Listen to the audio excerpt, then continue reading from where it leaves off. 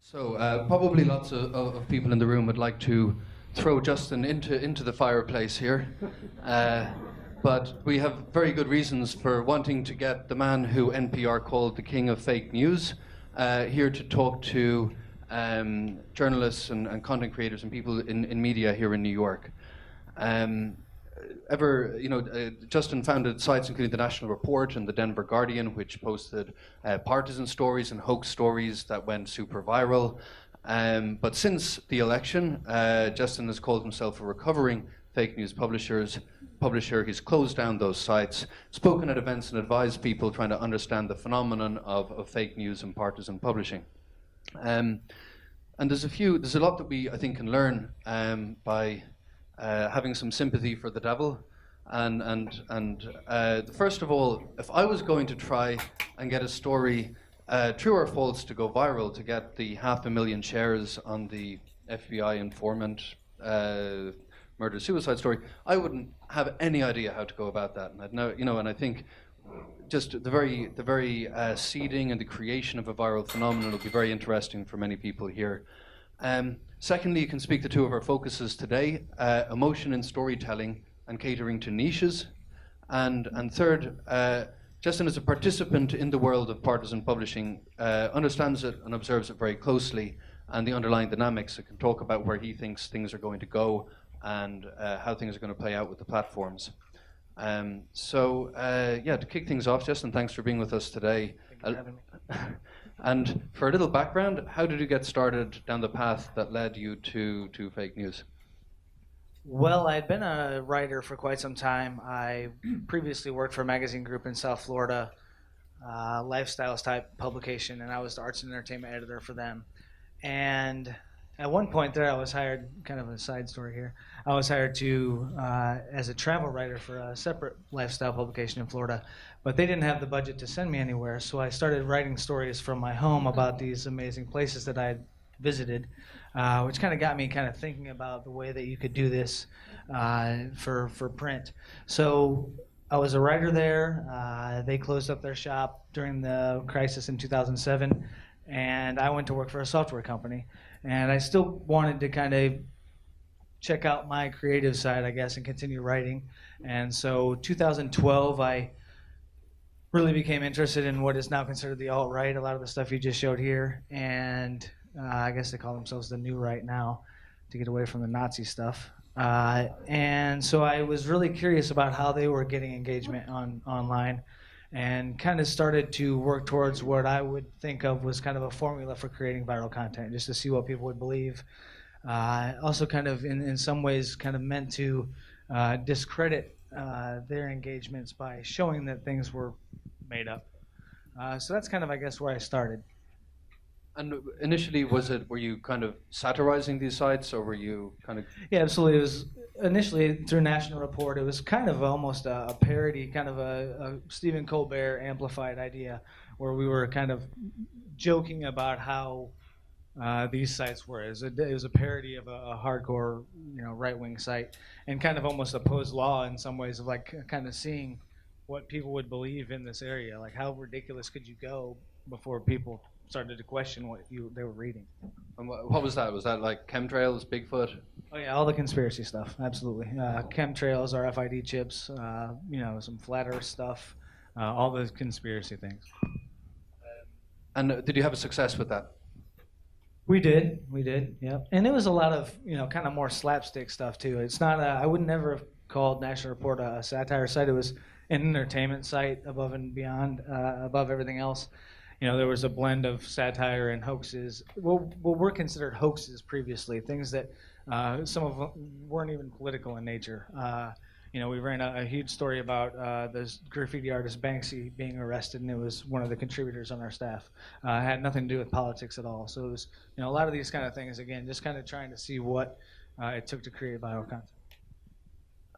What emotions or states of mind were you targeting when you started honing in on stuff that would go viral with this audience?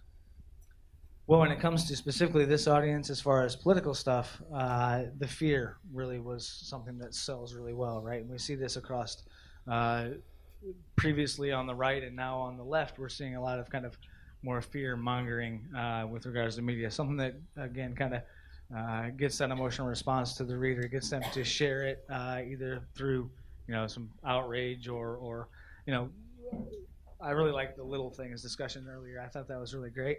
The happy stuff, that was great. This was kind of the anti-happy stuff. Wow. So what are people afraid of? How do you quickly push some buttons? Well, during the Obama administration, kind of the template stuff would of course be the liberal issues. Obama's going to take your guns. He's going to require everyone to get abortions and get gay married and those sort of things. Now that's shifted considerably, but during Obama there was kind of a template for these kind of he's a Muslim and all that sort of stuff that the right really loves to. And was there a time in 2016 when things really started picking up? Like, you were one guy producing some fake news at one point, right? When did it turn into something bigger, and how did that happen?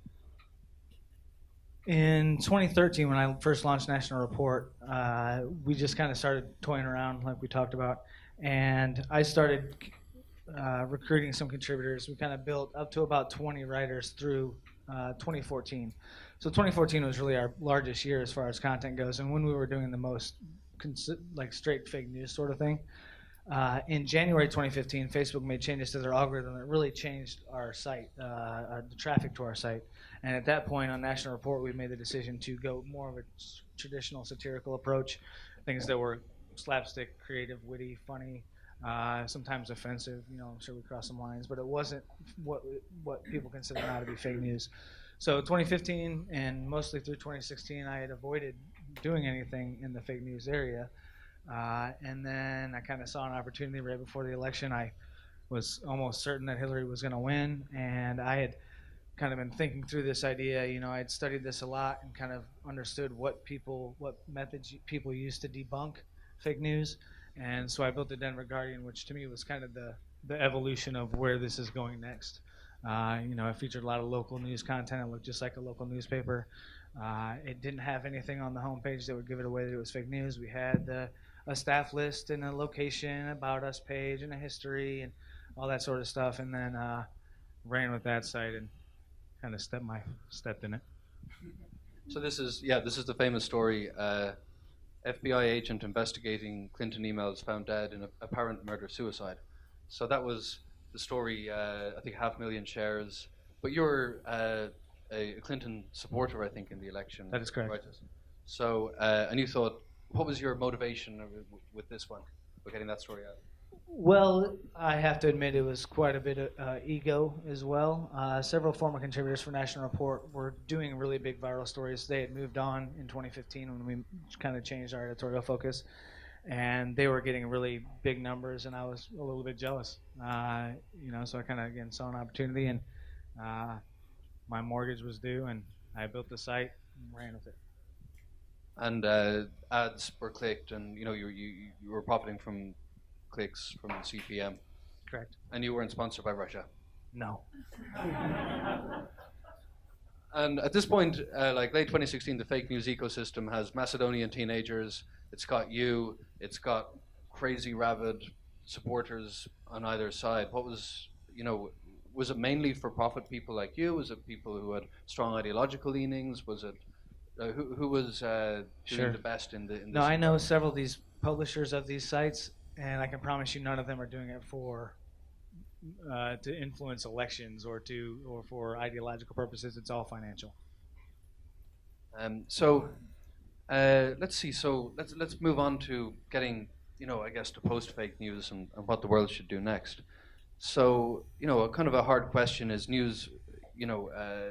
Classic boring news has to stack up against this kind of emotional, clickable, partisan content. How can it do that?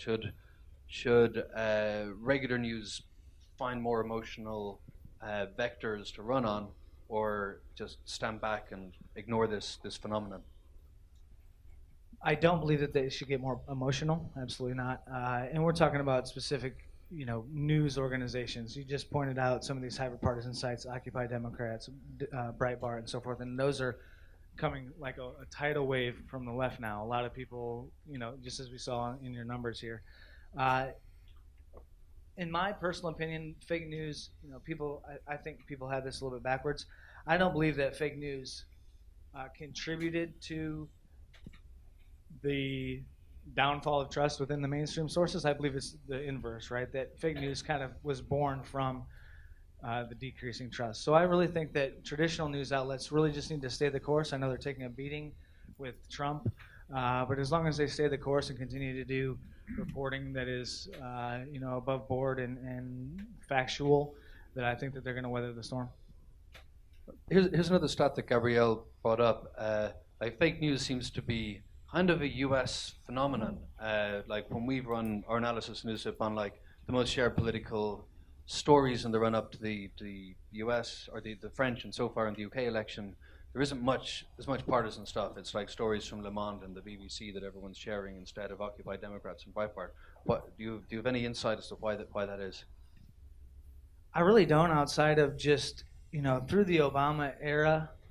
A lot of this stuff was around, a lot of this hyperpartisan stuff on the right, and really created a very divided electorate, right? And so I just think that continues today.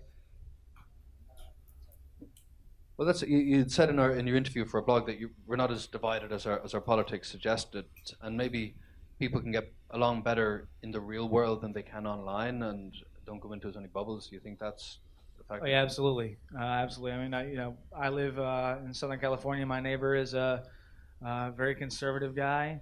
We hang out quite often and have drinks and talk, and we don't generally discuss politics. But we're all amicable to each other, and yeah, I think online people kind of have that idea that they're anonymous in some ways, or they can say things that they wouldn't necessarily say in a public setting or to a friend. So I do think that we are divided, but I think that it's kind of not as bad on an individual level as it may seem on a kind of an aggregate level. Okay, so if we got a call from Mark Zuckerberg and he said, I don't want this to happen again. So, Jestin, tell me, what should I do? What should the platforms do to step in to prevent? And maybe it's two different answers, but the fake news or the hyper-partisan stuff that's got a kernel of truth that's like really twisted up. First, I think that they actually will need to want to do that. I kind of question whether that is what they want to do. I know that they've taken a lot of heat from the public in this area, but their shareholders just voted yesterday to not pursue a report that would investigate fake news. So I kind of question whether or not the financial motive for them would be there. With that being said, I think that they've taken kind of some lip service steps. They, partnered with Pointer to do kind of disputed tags on their stories. They've made it easier for you to flag fake news, although they haven't been transparent enough to let us know whether that is working or how many people have to report a post before it's looked at by a human. I think it's a very tough spot that they're in, right? They don't want to be seen as censors by kind of overdoing it on controlling the content, but they also don't want it to be a spam factory. I don't have a lot of tips, I guess, for Zuckerberg on this one. I think he kind of got himself into a mess. And I mean, people are. I guess the Facebook algorithm is giving people more of what they want. Should Facebook be intervening and serving some vegetables along with? I think that's a great idea. Yeah. Google recently, the Google Jigsaw team, they kind of deal with security issues online. They recently put together, they call it the redirect method. So if you're online and you're in the United States and you're searching for stuff that's pro-ISIS, they show you, hey, you might not want to, that might be the wrong road to go down, right? They kind of have stories that would maybe try to persuade you that that's not the way to go. Now, I'm not saying that should be used in hyper-partisan stuff where we're considering one side to be terrorists or not, but I do think that there are ways to give people a little bit, like you said, your vegetables with your red meat. One of the things I'm really scared of when I look at like the kind of the science of content, what I talked about earlier, when we really start understanding audiences, is confirmation bias. That it could be very hard to actually change people's minds, and it might be easier to just feed them more stuff that they agree with. Do you think is that a phenomenon? Do you think confirmation bias is what you were riding on? Absolutely, it was something that we've talked about. A National Report was a conversation always in our newsroom, and something that you try to hit with every single story. if you do the perfect kind of viral story right, upsets one side and makes the other side feel great about themselves. And so it kind of is like this vortex of like people getting pissed off and people confirming that their worldview is the right one. So yeah, absolutely. The confirmation bias is the key to kind of getting that emotional connection. And studying the audience is really the biggest thing that we did. I know there's been a lot of talk here about knowing who your audience is. I mean, I am obsessed. I obsessively read news and read comment sections. Even before I knew you guys had the software, I could tell you what stories were going to trend, what would be the next step, like the next logical step to a conversation or a topic that was in the news. So that was really something that we just obsessed about. Was like just I read news all day long. It's a sickness. Let's talk about some tactics then. So how do you, what are the steps? How do you learn about the audience, get into an audience, seed something to go viral? Well, again, I spent a lot of time just studying these things online. But then there's also, your standard media manipulation techniques as well. Tell us about those. What are standard media manipulation techniques? Well, I won't give you all the tips and tricks here. For 1995, you can no. Well, a lot of this stuff was kind of, it was myself and a handful of people that were goofing around, right? So really our idea was to make us look like we were much larger than we were online, like a much larger online presence. So that involved aggregating our own content across multiple domains that we also owned and spamming them from there, creating secondary sites that would back up the original story, leaking information to the press, creating fake press releases, all the kind of, again, the media manipulation stuff. I'm not getting as many tips for our audience as I was hoping there. I don't think No, again, I don't think that's that. Right, well, it depends on your outlet, I guess. You're supposed to be a good guy now, Justin. I'm not trying to teach these things. I mean, you asked the question of what the media manipulation tactics were. And really, something that we found worked really well was, of course, I think you're going to get into the niche stuff, but creating fake Facebook profiles and joining groups that are in these niches and having conversations within these groups amongst yourselves, even as our writers would do. So I would write a story about, minor league baseball, and then we would all join every minor league baseball group that you could find, and then we would drop the story in there, and then we would all have conversations that either kind of prompted the outrage or prompted the conversation, or you just continued the conversation, keep it bumped in threads, like just kind of very grassroots, kind of guerrilla kind of stuff. And which is Facebook the key platform here, or other platforms significant? Facebook is the only platform that I would ever bother targeting. And I know that Twitter has had their own conversations about fake news, and I know you guys monitor different platforms. Facebook is really key to spreading this information. It has a lot of people that are not as savvy. Everybody has a Facebook account. My grandma she had a Facebook account. And so people in the South that want to keep in touch with their grandchildren up north or whatever it is, they all have their Facebook accounts, and they kind of get brought into these bubbles just through the algorithm of Facebook and seeing what their friends are posting and that sort of thing. Facebook is key to you're not going to be a successful fake news guy without Facebook. And you said before you've got like you look at both sides, like right and left. Are there any new patterns emerging? You're reading this all day, you're looking at both sides. What are the new things people are paranoid about or reacting to, and where's it going? Well, everything is Trump these days, of course. I don't think that you can even write a story that you could get to go viral without it somehow being tied to Trump or the investigation or one of his associates or one of his family members. I always kind of thought that this was a right-wing problem, but what I have come to understand now is that it was a party of power problem, and that liberals are now very susceptible to fake news.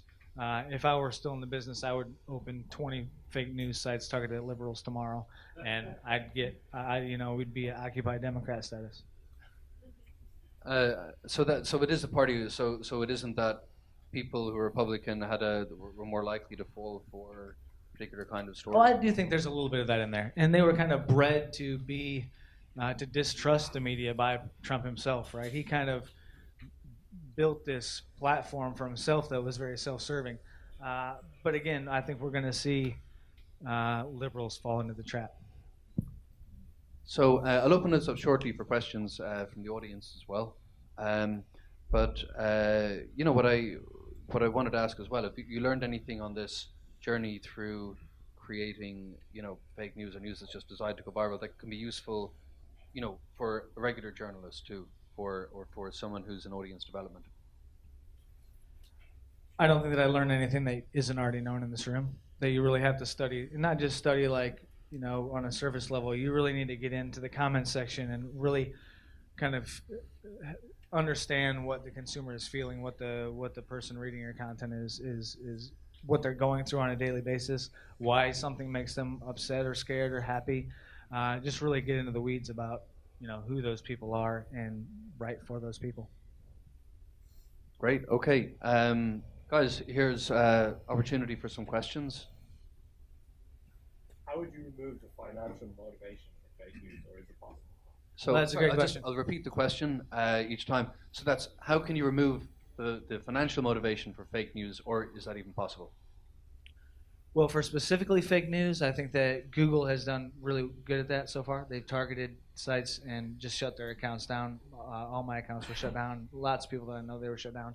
BuzzFeed right now is doing kind of kind of a public shaming practice with Rev Content, who is another ad network, and they've been successful in getting Rev Content to drop these publishers from, So as you kind of go down the list of the most profitable of ad-serving networks and kind of get them on board with targeting this stuff, then that will be very, very successful. Now, when it gets to the hyper-partisan stuff, again, that's a different story, and that's something that I think is equally as damaging to the dialogue as the straight fake stuff, right?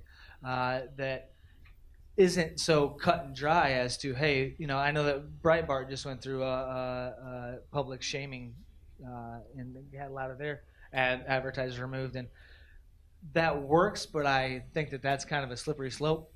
Just if you're going to start targeting people that you don't agree with. O'Reilly lost his job for that. Again, I'm not saying that O'Reilly didn't deserve to lose his job. He did for other reasons. It shouldn't have taken a public campaign to remove his advertisers for him to lose his job. But I think that that's a dangerous path to take. But yeah, it's a challenge to. But again, the financial motive I think is key. People, in large part, wouldn't be doing this if there was no money to be made. It's all about making money. Yes, sir.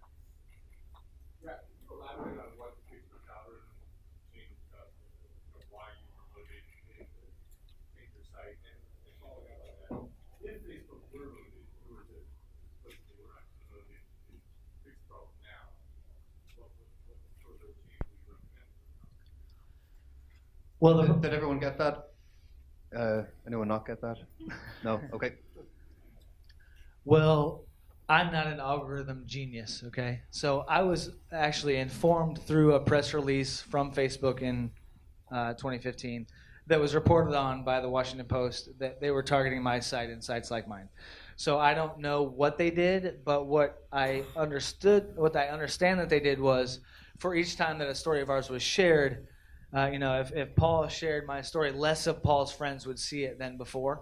So and when we saw our engagement literally just fall from the sky, and it still is. It's like they just hard-coded in National Report, and if you go to share this, it's not going to be seen by anyone. With that being said, if they had the motivation to make changes, they're smart guys. I think there are ways programmatically that you can identify a fake news site, or at least a kind of a credibility scoring. You don't want to drop somebody out of a feed just because they're small or new, but there have to be ways. Does the site have a public domain registration? What kind of ads are being served on the site? How many stories do they have on the site? They're doing all kinds of things now where they're, we heard earlier about specific words that they're targeting.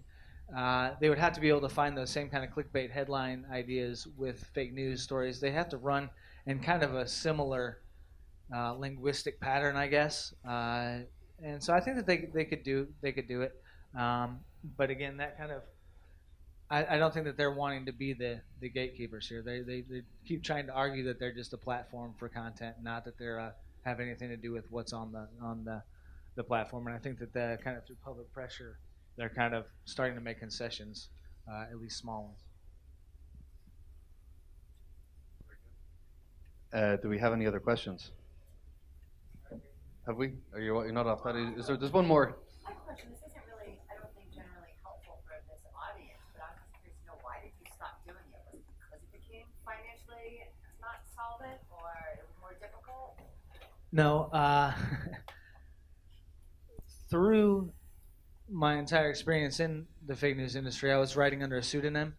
When NPR did their investigation and kind of outed me publicly, it affected my family, my wife, and my children. We had people that were literally coming to our house, journalists coming to our house, people calling and leaving hate mail. So, it kind of became a security thing. But outside of that, again, I hadn't felt great about doing it for a while. I kind of threw my hat in the ring at the end of the election. I had changed course for quite some time. And, it's kind of a different story when you're kind of just baiting people online, as opposed to when the president himself is either falling for or sharing information that you just made up. It kind of changes the game, I guess. It's no longer fun. But potentially, if you hadn't been outed, you potentially would still be doing it now. I don't believe that to be the case. Again, I had stopped doing it for almost 2 years before the Denver Guardian site. Yep.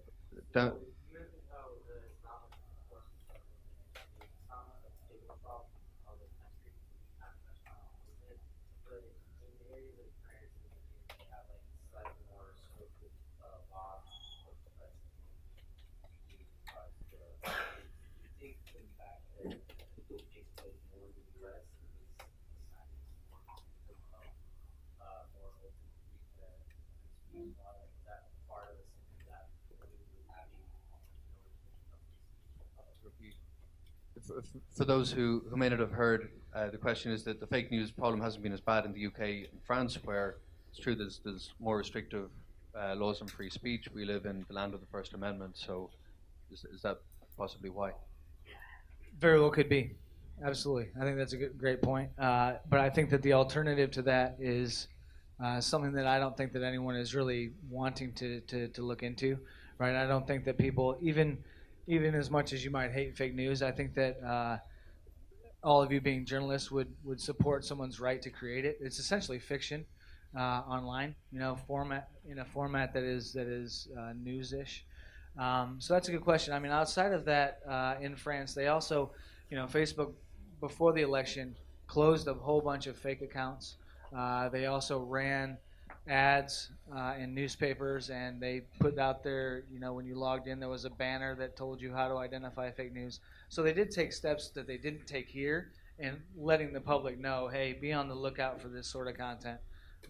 Consider the sources of what you're reading and spreading and so forth. So I think that by the time that it came to the French and the UK election, they had kind of had enough pressure to kind of preemptively try to take steps. Great. I think we'll take maybe 2 more questions.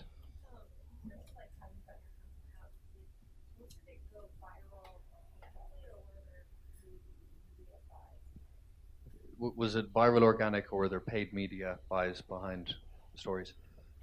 They were organic. Again, it was just myself, so I wasn't dropping a bunch of money to get something to go viral. If something goes viral, it's going to go viral based on the content, not necessarily. You can't.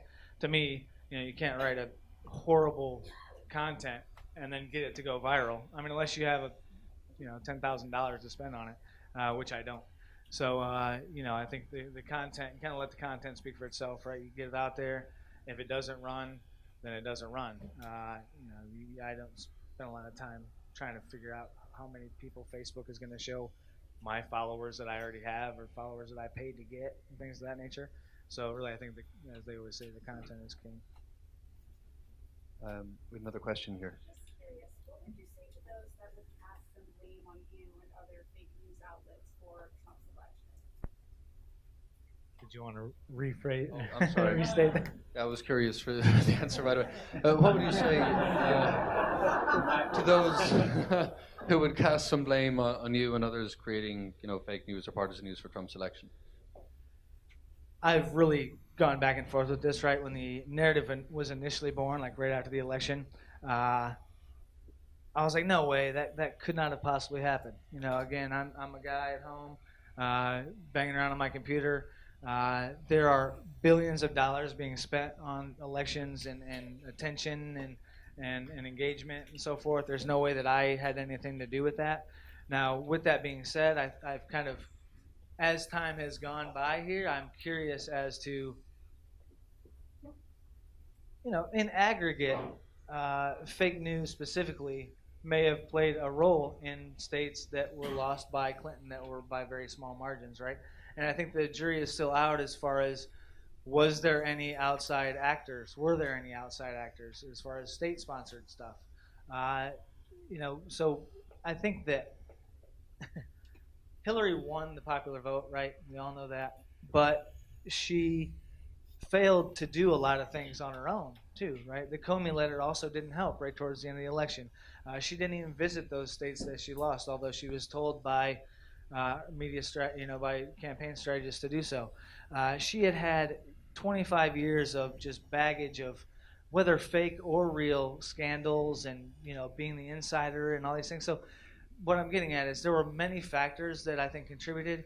I would certainly hope that, my work or the people that I associate my with didn't result in the election of president.